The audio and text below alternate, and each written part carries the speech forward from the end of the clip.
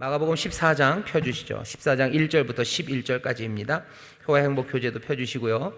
마가복음 말씀 다 찾으신 것 같은데 함께 한 목소리로 봉독하겠습니다. 이틀을 지나면 유월절과 무교절이라 대제사장들과 서기관들이 예수를 궤계로 잡아 죽일 방책을 구하며 가로되 민요가 날까 하노니 명절에는 말자 하더라. 예수께서 베다니 문둥이 시몬의 집에서 식사하실 때 한 여자가 매우 값진 향유 곧 순전한 나드 한 옥합을 가지고 와서 그 옥합을 깨뜨리고 예수의 머리에 부으니 어떤 사람들이 분내어 서로 말하되 무슨 의사로 이 향유를 허비하였는가. 이 향유를 300데나리온 이상에 팔아 가난한 자들에게 줄 수 있었겠도다 하며 그 여자를 책망하는지라. 예수께서 가라사대 가만두어라. 너희가 어찌하여 저를 괴롭게 하느냐. 저가 내게 좋은 일을 하였느니라. 가난한 자들은 항상 너희와 함께 있으니 아무 때라도 원하는 대로 도울 수 있거니와 나는 너희와 항상 함께 있지 아니하리라.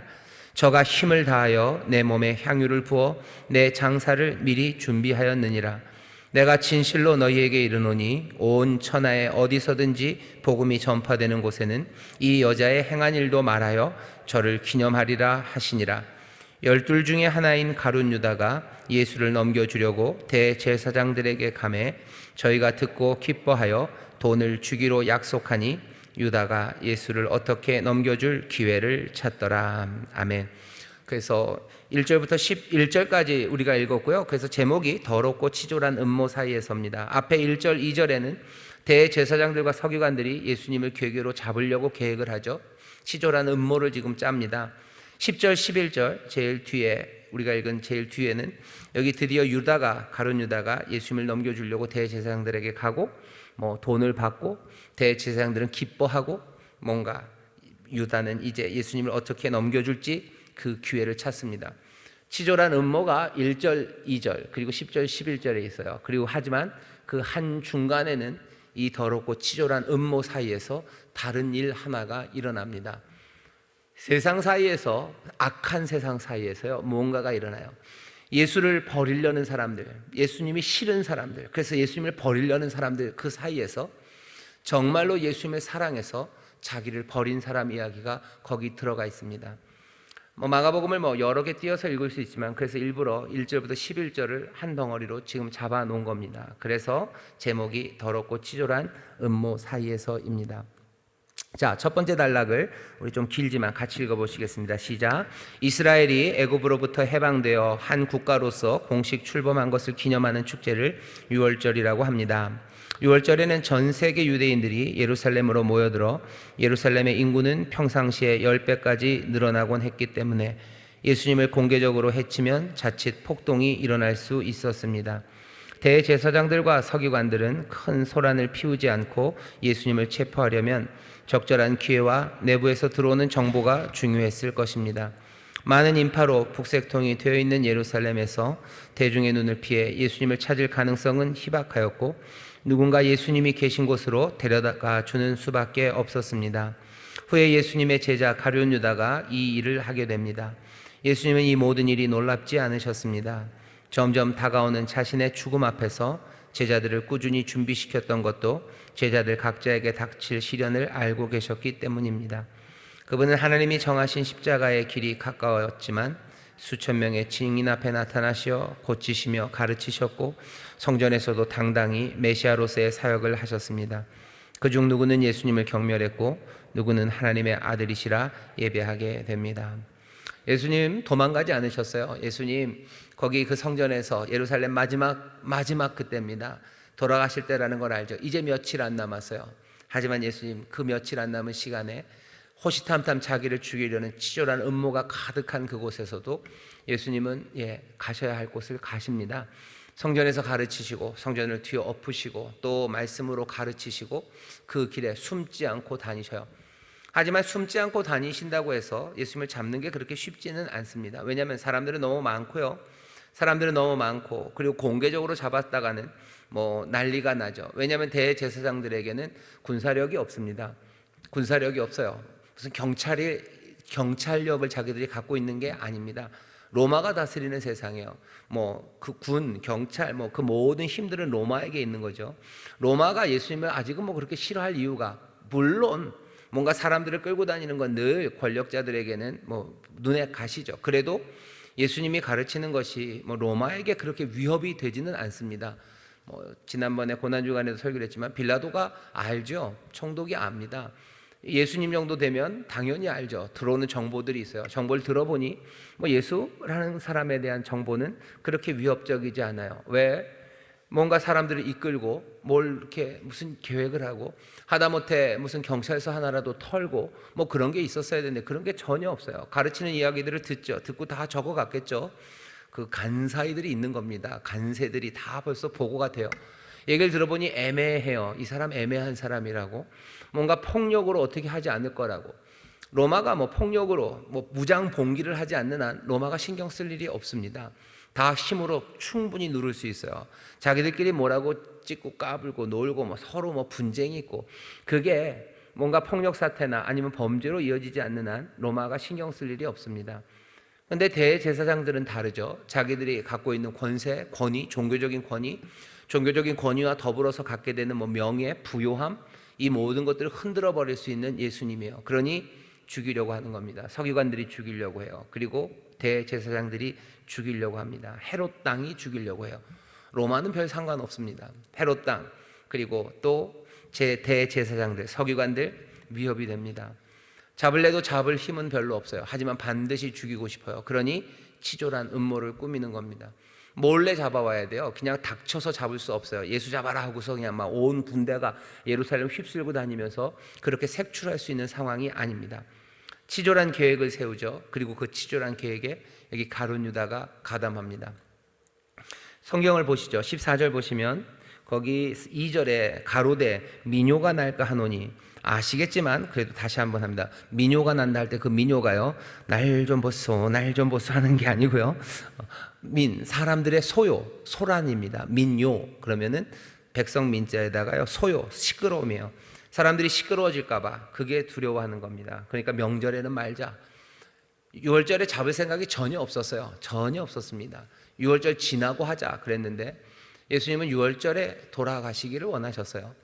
6월절 어린 양으로, 하나님의 뜻이 6월절 어린 양으로 거기에 달리는 것, 그것이 가장 좋습니다. 그러니 그날을 잡으셨어요. 그날을 잡으셨고 그 일을 위해서 하나님께서 어쩌면 가룟 유다의 그 배신을 그대로 두신 것 같아요. 가룟 유다가 그날 나왔죠. 여러분 생각나시나요? 마지막 6월절 식탁에서 예수님이 하시는 이야기를 듣고 유다가 나옵니다. 유다가 그날 결정한 거죠. 더 이상 지체할 수 없다 생각한 거예요.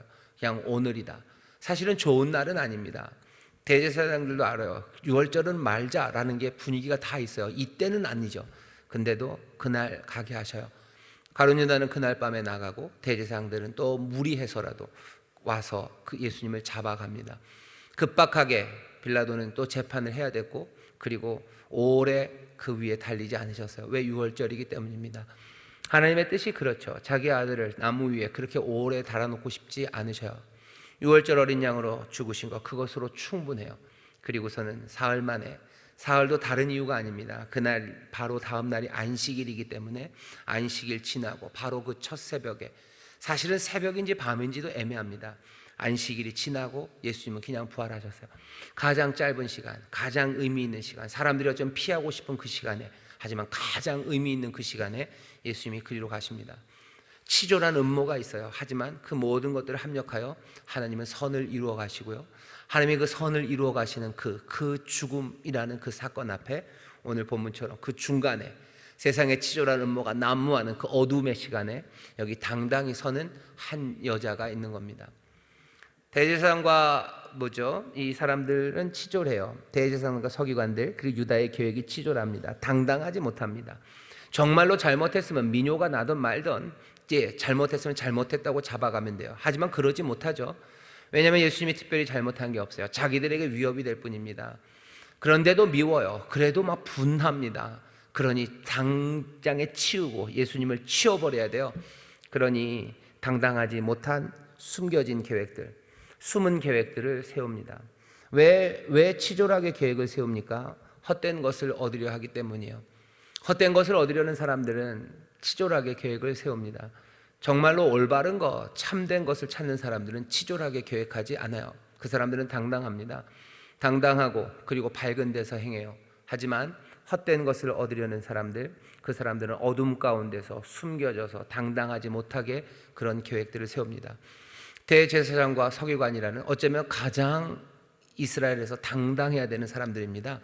하나님의 말씀을 가르치는 사람들이에요. 그리고 또 여기 이 사람들은 제사를 하나님 앞에 예배하는 그 일에 제일 앞에 서 있는 사람들, 누구보다도 당당해야 되죠. 누구보다도 참된 것, 그것들을 구해야 되는 사람들이죠. 하지만 이 사람들이 헛된 것을 얻으려 하니 어떻게 할 수밖에 없어요. 당당하지 못하게 숨겨져서 그 일을 합니다. 어둠에 있는 사람들은 어둠의 일을 해요. 빛의 자녀들은 빛 가운데 다닙니다. 여기 우리에게 치졸한 계획이나 당당하지 못하고 숨겨져 있는 것들이 있다면 그것들은 어쩌면 헛된 것을 얻으려 하기 때문이에요. 정말로 참된 것을 구하는 사람들, 그 사람들은 당당합니다. 숨기지 않습니다. 산 위에 있는 동네가 숨기지 못할 거예요.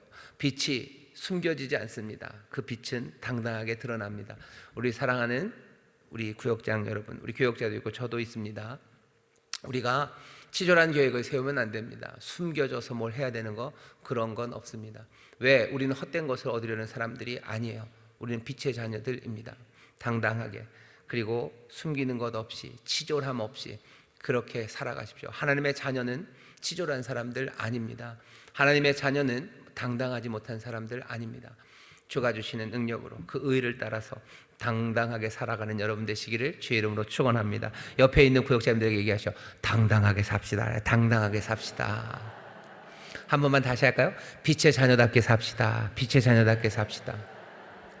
그러면 잘못하면 어떡합니까? 그때는 겸손하게 그리고 진실되게 회개하는 겁니다. 잘못한 거 잘못했다고 얘기하면 돼요.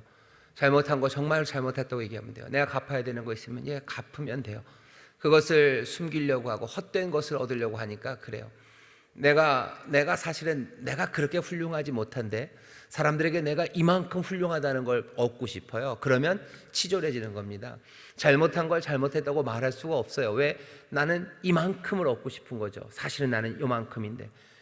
당당한 사람들은 이것을 참되게 받아들여요. 내가 부족하고 못나요. 그렇습니다 라고 말하면 돼요. 하지만 여기서 멈추지는 않습니다.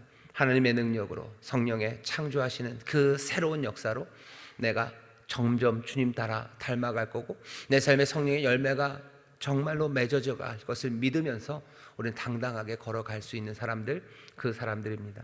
치졸한 음모가 세상에 난무합니다. 하지만 거기 누가 있어요? 한 여인이 있습니다. 그 다음 단락을 같이 읽겠습니다. 시작. 예수님을 살해하고자 모략하는 성전의 지도자들과 대조적으로 여기 한 여인이 나타납니다. 이 여인은 여러 사람들과 식사를 하고 계시는 예수님께 나와 그분의 머리에 값진 향유를 부어 참 메시아이신 예수님을 예배하였습니다. 요한은 이 옥합의 용량이 무게가 한 근 정도 된다고 했는데 상당한 양입니다. 그 가치는 300데나리온 정도이고 그 당시 노동자의 1년치 품삯이었다고 합니다. 여인이 옥합을 깨뜨렸다는 것은 이 일을 위해 엄청난 양의 향유를 다 썼다는 것입니다. 향유로 흠뻑 젖은 예수님을 상상해 봅시다. 그 방에는 향기가 가득 찼을 것입니다. 그 자리에 함께한 사람들이 웅성웅성하며 비단을 쏟아냈겠지만 여인은 아랑곳하지 않았습니다. 이 여인이 참되신 메시아를 경배하면서 무슨 생각을 했는지 우리는 확실히 알 수 없지만 그녀는 이 세상에서 가장 존귀한 분을 위해 그의 가장 합당한 방식으로 헌신과 감사를 표현했습니다. 이 행위는 예수님의 사역의 마지막 지점에서 예수님을 위로한 예배로 오래도록 기억됩니다. 아멘. 여기 치졸한 음모가 있는 그 사이에요. 한 여인이 나옵니다. 이 여인은 몰래 하지 않아요. 예수님 식사하는 그 자리, 모두가 있는 그 자리에 나옵니다. 그렇다고 해서 자기를 드러내고 자랑하려고 하는 여인은 아닌 것 같아요. 왜? 적어도 여기 오늘 마가복음 본문에서는 이 여자가 누군지는 안 나옵니다. 그냥 한 여자예요. 이름도 없어요. 베다니 시몬의 집에 있는 동생이었는지 요한복음에 보면 마리아가 그것을 부었다고 돼 있죠. 마리아가 얘기가 나오는데 여기는 그렇게 얘기하진 않습니다. 그냥 한 여인이에요. 자기를 자랑하려고는 하지 않아요. 하지만 당당하게 드러나죠. 예수님 뭐 이리 오시라고, 저쪽 뒤로 좀 오시라고 그렇게 하지도 않아요. 뭐 여기에 이 여인이 그것들을 부으면서 사실은 나한테 좀 이런 문제가 있는데 라고 해서 다른 거 하나를 들이밀지도 않아요. 이건 뇌물도 아니고요, 자기를 자랑하려고 하는 것도 아닙니다. 내 이름 내려고 하는 거 아니에요. 이건 뇌물 바치는 것도 아니에요. 그냥 당당하게 그 앞에 나옵니다. 그리고 어떻게 해요? 옥합을 깨뜨렸답니다. 깨뜨렸다는 게 의미하는 바는 두 가지죠. 아끼지 않을 거예요. 그리고 이건 남기지 않을 거예요. 이건 옥합은 깨질 겁니다. 이거 깨뜨렸어요. 이게 몽땅 다예요. 예수님은 뭐라고 표현하시냐면 여기 8절에 저가 힘을 다하여라고, 힘을 다하여, 마음을 다하여, 성품을 다하여, 힘을 다하여 하나님 사랑한다고 하는데, 여기 이 여인은 힘을 다하여 예수님을 사랑합니다. 옥합을 깨뜨려요. 아끼지 않아요. 내가 힘을 다한다는 건 그런 겁니다. 내가 주를 사랑하는데 내가 아낌이 없어요. 내가 주를 사랑하는데 뭔가를 남기지 않을 거예요. 내 호흡을 남기지 않을 거예요. 바울은 그렇게 얘기하죠. 내가 관제와 같이 부음이 된대요. 관제라는 건 이렇게 붓는 겁니다. 기름을 부어요. 부을 때 남김없이 몽땅 다, 바텀업입니다. 그냥 다 뒤집어서 다 쏟아내겠다는 거예요. 마지막 한 호흡까지 내가 가겠다는 거죠. 한 일, 이제껏 한 건 다 뒤로 놓고 나의 부르심의 상을 쫓아서 내 앞을 향해서 내 마지막 숨까지 다 쏟아내겠다고. 문제는, 질문은 도대체 이 여자가 왜 이랬냐는 거죠. 이 여자는 왜 이랬을까요? 이 여자는 왜 이랬을까요? 사람들은 그것들을 잘 모릅니다. 여기 있는 사람들은 그건 몰라요. 아는 건 뭐예요? 계산만 무지 빨라요. 얼마나 빨라요? 그게 300데나리온이라는 거 그냥 금방 알아요. 저거 300데나리온어치인데 여러분 향수값 아시나요? 몰라요. 몰라요. 제 큰아들이 얼마 전에 뭐 성년의 날, 걔가 2002년생이니까 성년이 됐어요. 성년이 되면은 뭘 받아야 된다는 게 있죠. 향수, 그 다음에 뭐 장미, 좀 그러네. 뽀뽀, 이 세 개를 받아야 된대요. 그래서 넌 받았냐? 그러니까 못 받았대요. 그래? 그럼 넌 어떻게 했냐? 걱정하지 말래요. 왜? 자기가 향수를 4개를 샀대요. 왜 4개나 샀냐? 했더니 원래 6만 원짜리인데 보니까 2만 원에 팔아서. 그래, 근데 왜 4개나 샀냐? 4개를 사면 7만 원이라서. 그래서 향수를 4개를 샀어요. 그래서 왔길래 하나 아빠 안 주냐? 그랬더니 싫대요. 4개, 조그만 거 4개를 자기 책상에다 이렇게 놓고 다 쓸 거래요. 그래서 그래, 불쌍하다. 그래서 제가 하나 사줬습니다. 제가 하나 사서 줬는데 저도 계산이 빠르죠. 그래서 용량 많은 거를 스프레이로 뿌리는 걸 사줬어요. 갖다 줬더니 그 녀석이 아빠 무슨 자동차 광택제 사오신 줄 알았대요. 아니야, 네 거야, 네 거야. 해라. 그랬더니 감사하게 잘 받았다고. 받으면서도 그 녀석도 의심한 거예요. 아빠가 사올 걸 생각을 못하고 아빠가 어디서 받은 걸 날 줬구나. 아니요, 산 거예요. 산 겁니다. 값을 아셔요? 잘 모르시죠? 이 사람들은 그냥 옥합 하나가 딱 300데나리온 거 계산이 빡 끝난 사람들이에요. 여전히 모르는 건 뭐예요? 이 여인이 왜 이랬는지를 몰라요. 이 여인이 왜 이랬는지를 몰라요. 300데나리온을 그렇게 쓰는 건 아니라고. 계산은 빠릅니다. 이 사람들의 계산이 틀리지 않았어요. 나드 한 근이면 그 정도 값이 된답니다. 뭐 우리도 지금 그래요. 무슨 샤넬 넘버 5 요만큼이요. 그 원액 요만큼에 막 10몇만 원입니다. 한 근이면은 뭐 한 500g쯤 되죠. 그거 그냥 곱하기 하면 금방 뭐 5mm가 100개가 있어야 돼요. 5mm가 100개인데 하나에 요만큼에 30만 원이면요. 그냥 금방 3천만 원 가격 나옵니다. 나드 한 근을 쏟아부었어요. 왜 그랬는지 모릅니다. 여기 설명도 없어요. 왜 이 여인이 그렇게 했는지 모르죠. 도대체 이 여인은 뭘까? 하지만 우리가 이 말을 보면서 분명하게 아는 것은 어쩌면 예수님이 설명한 것처럼 이 여인은 예수님의 죽음을 준비하려고 했는지도 몰라요. 다른 사람들은 몽땅 다 예수님의 죽음을 부인하지만 이 여인만은 알았을 수도 있어요. 정말 예수님은 죽으러 가시는구나 라는 걸 압니다. 예수님도 그렇게 말하시고 온 예루살렘이, 그리고 대제사장과 서기관들이, 요한복음 보면 공고를 붙였죠. 현상수배입니다. 누구든지 신고해라, 누구든지 잡아와라 라고 현상이 벌써 붙었고요. 예수님 이 위험한 거 어쩌면 이 여인은 알았을 거예요. 예수님이 오래 가지 않아요. 그렇다면 내가 지금 드릴 수도 있는 거, 그건 내가 뭘까? 이 여인에 있는 그 뜨거움입니다. 이 여인의 어떻게 주체할 수 없는 뜨거움이에요. 그 뜨거움이 이 예수님을 향해서 내 옥합을 그냥 깨뜨리게 한 거죠. 깨져서 아끼지 않아요. 남기지 않아요. 그 뜨거운 사랑입니다. 그것 말고 설명할 수가 없어요. 하지만 거기 있었던 그 사람들은 그걸 모릅니다. 그걸 몰라요. 계산은 알아요. 이게 나디항이라는 걸 알아요. 나디항 저만큼 300데나리온. 그 다음까지도 알아요. 이걸로 가난한 사람들을 도와주면. 하지만 이 사람들은 예수님을 향한 뜨거운 사랑이 이 여인에게 있음 그것을 보지는 못합니다. 힘을 다하여요. 힘을 다하여 사랑합니다. 내 마음을 다하여 주님을 사랑하셔요. 예수님이 이걸 기억하라죠. 복음이 증거되는 데마다 이거 기억하게 해라. 이거 기억해야 된다. 무엇보다도 우리가 주님 앞에서 살아가는 삶, 또 주와 함께 동행하는 삶, 복음이 우리의 삶을 바꿔내는 것은 결국 그 은혜에 대한 감사와 감격입니다. 그 감사와 감격이요, 우리로 주를 사랑하게 해요. 사랑이, 감당할 수 없는 사랑이 우리에게 오고요, 그리고 그 감사와 감격 가운데 정말로 뜨겁고 주체할 수 없는 사랑이 주께로 갑니다. 이런 걸 뭐라 그래요? 사랑의 교통함이라고 그래요. 이게 진짜로 우리에게 얘기하는 그 교제입니다. 교통함이요. 신학은 이걸 뭐라고 그러냐면요, 이 교통함이 어떻게 이루어져요? 이 교통함을 이루시는 분이 성령님이죠. 성령의 교통하심이라고 할 때는 성령님이 무슨 이렇게 교통 정리하시는 거 아니에요. 성령이 왔다 갔다 하신다는 거 아니에요. 성령의 교통하심이라고 말할 때는요, 이 사랑의 오고 가며 성령을 통해서 하나님의 사랑과 그리고 예수 그리스도의 사랑이 우리에게 오는 겁니다. 왜? 부어져도 그것들을 모르는 사람들이 있어요. 부어지죠. 하나님께서 사랑하심을 모르는 사람들이 있어요. 십자가에서 예수 그리스도 돌아가셨는데 그 사랑을 모르는 사람들이 얼마나 많습니까? 하지만 성령의 교통하심이라는 건요, 성령께서 그 사랑을 우리 가운데 그냥 확 갖다 주시는 거예요. 그러니까 성령이 오면 뒤로 확 넘어갑니다. 그 넘어가는 게 장풍을 쏴서 넘어가는 게 아닙니다. 그 은혜와 그 사랑이 우리한테 확 덮치면요, 그냥 사람들은 넘어가요.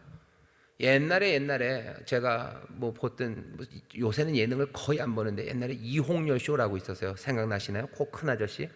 이홍렬 쇼 여러 사람 나와서 얘기했는데 무슨 참 이런 거 하고 요리하고 그랬는데 딴 건 아무것도 생각 안 나고 하다 이홍렬 씨가 자기 결혼한 얘기를 하더라고요. 자기 부인 만난 얘기를 해요. 자기 부인을 만나서 어떻게 했는데 딴 건 다 생각 안 나고 문 앞에서 이제 빠이빠이를 하면서 뽀뽀를 확 했대요. 그랬더니 그 여자가 그냥 무너져 내렸다고 그냥 주저앉았다고 그 얘기를 이홍렬 씨가 자랑스럽게 하더라고요. 하나님의 사랑이, 성령의 교통하심이 우리 가운데 확 오면요, 은혜, 그것이 그냥 우리를 훅 무너뜨리게 하는 거예요. 그냥 눈물이 주르르 나는 거죠. 그리고 무릎이 풀립니다. 그리고 뒤로 넘어가는 거예요. 그냥 장풍을 쏘시는 거 아니죠. 성령의 교통하심이 우리 가운데 있다고 우리가 사도신경으로 늘 고백하는 건 그런 겁니다. 십자가에서 돌아가신 사랑이 온 인류를 향해서, 장로교에서는 조금 다르게 얘기하지만 온 인류를 향해서 쏟아부어져요. 하지만 그것이 몽땅 다 가서 쏟아지고 다 가서 부어지고 그거는 아니죠. 성령의 교통하심이 임하는 겁니다.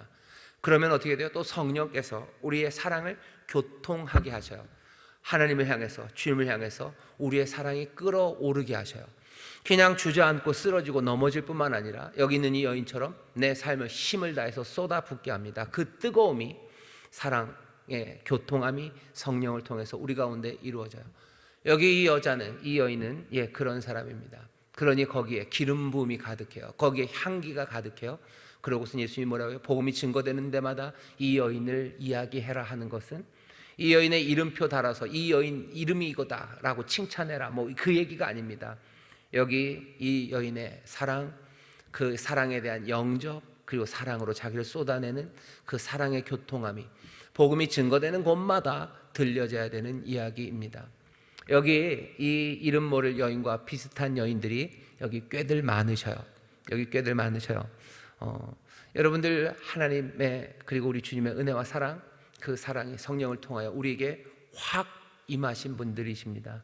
그러니 어떻게 하는 거예요? 그러니 옥합을 깨뜨리시는 거예요. 내가 아끼지 않고 남기지 않고 힘을 다해서 주 앞에 내 삶을 쏟아냅니다. 거기에 향기가 가득해요. 복음이 증거되는 데마다 이 일이 있어야 되고, 그리고 이 일들은 알려져야 됩니다. 왜? 헌금 많이 하라는 얘기, 천만에. 왜 이 일이요? 이 사랑의 교통함이, 이것이 우리로 하여금 정말로 은혜 안에서 살아가게 하시고 하나님의 자녀로 살아가게 하시고, 그리고 이 땅에서 정말로 허무하고 어두운 땅에서 빛으로, 당당함으로, 그리고 그 감격으로 살아가게 하시는 바로 그 복된 영생의 길이기 때문에 그렇습니다. 우리에게 주신다는 삶은 이 삶이에요. 사랑으로 오시고 사랑을 쏟아내게 하는 그 삶입니다. 그것 안에 복됨이 있어요. 영생은 그런 겁니다. 주 안에서 누리는 삶이 그런 삶이에요. 내 욕심, 앞에 뒤에 있었던 그 치졸한 계획을 사는 사람들, 정말로 참된 것이 아니라 헛된 것을 바라기 때문에 치졸하게 사는 사람들 아니라 주시는 사랑에 내 사랑으로 뜨겁게 대답하는 이 사람, 그 사람의 삶이 정말로 당당하고 빛 가운데 살아가는 삶입니다. 마가복음 제일 마지막 쪽으로 오면서 예수님 십자가에 달리시기 전에 정말 복음으로 살아가는 삶이 무엇인지 우리에게 보여주셔요. 놀랍게도 이름 없는 사람들을 통해서 보여주셔요. 베드로를 통해서도 아니고 야고보를 통해서도 그리고 요한을 통해서도 아닙니다. 여기 한 여인이라고 일부러 하신 것 같아요. 그리고 일부러 이름을 지우셨을 거예요. 당시 사람들이 알겠죠. 이 여인을 왜 모르겠습니까? 그냥 척 보면 알죠. 그 이후라도 이름을 알겠죠. 그런데도 일부러 이름은 지워놨어요. 그냥 무명으로 한 여인으로. 왜? 그 한 여인의 이름에 우리의 이름이 쓰게 하시려고 일부러 비워놓으신 것 같아요. 예수님 그곳에 치졸한 음모의 세상에 모두가 다 헛된 것을 구하며 그렇게 치졸하게 어둡게 살아가는 그 세상에 여기 한 여인, 우리들의 이름입니다. 우리가 주 앞에 나와서 그 사랑의 감격의 뜨거움으로 주를 사랑하고 힘을 다하여 주를 사랑하며 살아가는 사람, 거기에 뭐가 있어요? 향기가 가득하고 또 주님이 기뻐하시고 함께 즐거워하는. 세상은 거기에 대해서 이해하지 못합니다. 이 얘기가 그 얘기예요. 세상은 이해하지 못해요. 뭔 일이 일어나는지 몰라요. 아는 건 많죠. 300데나리라는 거 알고 뭘 해야 되는 걸 알지만 여기서 이루어지는 이 사랑의 교통함, 참된 삶이 여기에 지금 있음을 이 사람들은 모릅니다. 하지만 예수님은 아셔요. 그리고 이 여인도 압니다. 여기 있는 저와 여러분들은요, 이 삶을 아는 사람들이에요. 이 진리와 이 사랑의 교통이 뭔지를 아는 사람들입니다. 그때부터는 우리의 삶은 바뀌어지는 거죠. 이 말씀을 읽으면서 이걸 아는 사람들, 그때부터 우리의 몸은 그리고 우리의 삶은 이 기쁨과 이 사랑의 충만함이 무엇인지 아는 삶, 그런 것을 아는 몸이 된 거죠. 그러니 깨뜨리며 삽니다. 힘을 다해서 주님을 사랑하며 삽니다. 이 삶을 함께 살아가는 여러분 되시기를 주의 이름으로 축원합니다. 이 여인이 누굽니까? 무명입니다. 하지만 사랑을 받고 사랑하는 여인. 왜 그랬습니까? 그 사랑 안에서 살아가기 때문입니다. 이 여인이 누굽니까? 빈칸이요. 하지만 이 빈칸에 우리들의 이름이 쓰여져 있는 줄 믿습니다. 우리 사랑하는 구역장님들의 이름이 여기에 써 있는 줄 믿습니다. 자, 대조되는 반응이에요. 허비했다고 책망하죠. 예수님 뭐라고요? 가만두라고. 그리고 여기 나쁜 사람 유다는 어떻게 해요? 예수를 버려야 되겠다고 다짐을 합니다. 예수를 버려야 되겠다. 왜? 난 도저히 못 알아먹겠다는 거예요. 난 도저히 못 알아먹겠다. 예수님 저 얘기하시는 건 난 못 알아먹어요. 그러니 나는 더 이상 따를 수 없어요.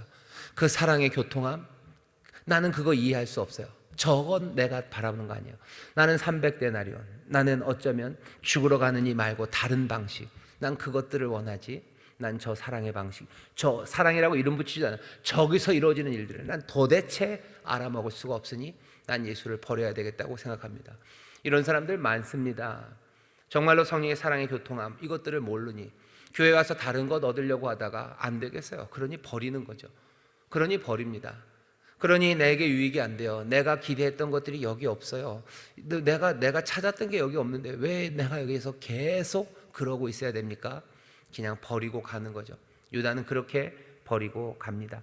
여러분들 교재 한번 같이 읽겠습니다. 그러나서부터입니다. 시작. 그러나 제자들을 포함한 방에 있던 사람들은 그 여인을 책망하기 시작했습니다. 약 1년치 임금이 바닥에 흐르는 모습만을 본 것입니다. 그들은 낭비된 돈만 생각했습니다. 차라리 그 기름을 팔아 가난한 자들을 돕는 것이 더 옳다고 질책합니다. 이를 보시고 예수님께서 사람들에게 가만두라, 너희가 어찌하여 그를 괴롭게 하느냐, 그가 나에게 좋은 일을 하였다 하시며 그 여자의 행동에 대한 놀라운 해석을 하십니다. 그녀가 향유를 부은 것은 예수님의 죽음에 대한 징표라 하셨습니다. 유대인들은 매장을 위해 시신을 염습하는 첫 번째 단계는 물로 씻고 향유를 붓습니다. 예수님은 자신이 어떻게 죽을지 아셨기 때문에 이 여인의 헌신에 불편해하지 않으셨습니다. 그러나 그곳에 있는 제자들은 아직도 제대로 듣지 못합니다.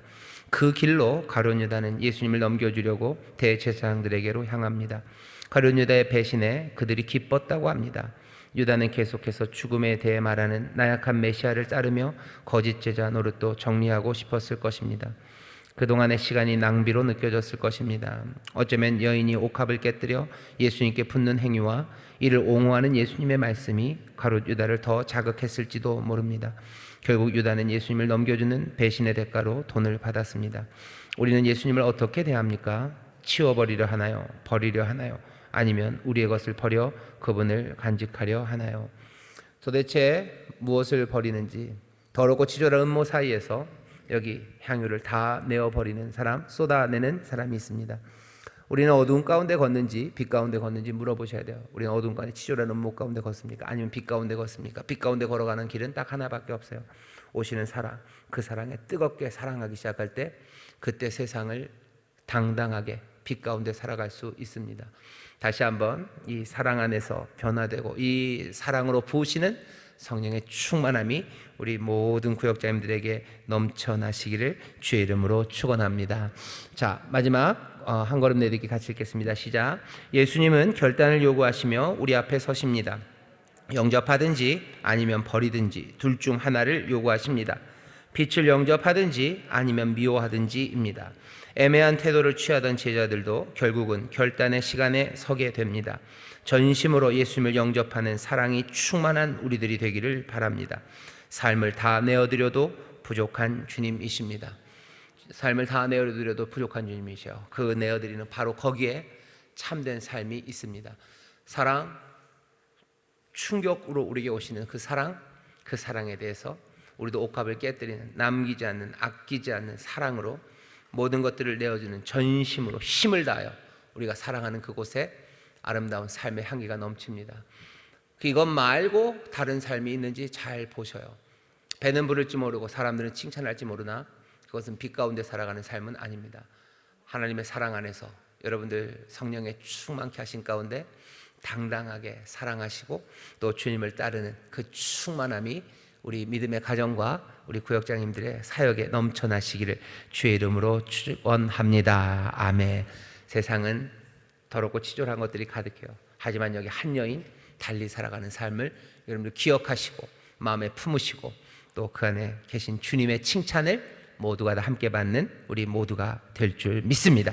기도하겠습니다. 하나님 감사합니다. 우리 사랑하는 인천 수목교회 구역장들, 여기 한 여인, 아버지 하나님, 이 여인 아버지 하나님의 사랑을 받아 감격으로 뜨거움으로 주를 사랑하는 이들, 주여 여기에 정말로 참된 삶이, 정말로 향기로운 생명이 있사오니 주여 이 어두움과 치졸한 세상에서 온전히 주의 사랑 가운데 당당함으로 주를 사랑하며 정말로 주의 은혜를 입으며 주님과 함께 걷는 복된 이들이 되게 하여 주옵소서. 우리 구역장들 주여 이 본을 보임으로 우리 사랑하는 구역원들이 또 이 진리에 함께 나와 서로 격려하기를 원합니다. 아버지 하나님, 정말로 그리 주를 사랑하는 이들에게 주님이 또한 기뻐하시며 삶의 모든 것들을 채우실 줄 믿사오니 주님을 신뢰하며 나가는 자들에게 정말로 가장 좋은 것으로 충만하게 하시사 이들의 생명으로 만족해 하여 주시옵소서.